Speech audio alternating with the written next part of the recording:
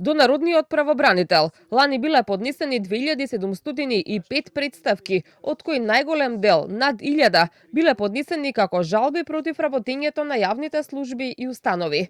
Во годишниот извештај за човековите права за 2024 година, најзастапени се нарушувањата на граѓанските, детските, потрошувачките и правосудските права.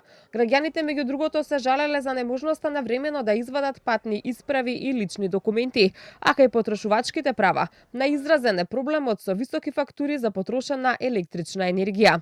До правобранителот стигнала представка и за наставници кои не го познаваат знаковниот јазик, а предаваат во училиштето за лица со оштетен слух Партенија Зогревски.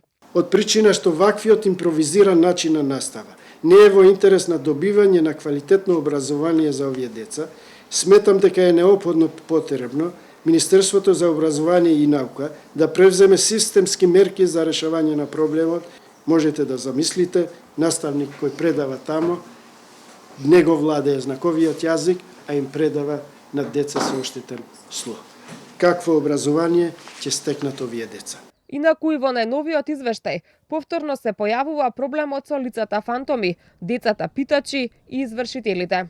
Граѓаните по овие измени добија надеж дека на некој начин ќе се стави крај на деценискиот проблем со така нареченото должничко робство.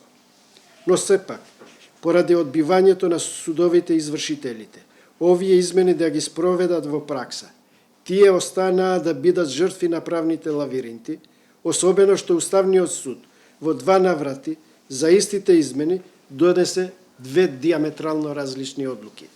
Еднаш дека истите не се косат со Уставот, за по неколку месеци овие измени го нарушуваат правниот систем и истите да ги укине. Зибери исто така ги повика институциите да ја пополнат правната празнина, која, како што рече, се создала откако Уставниот суд го укина балансерот.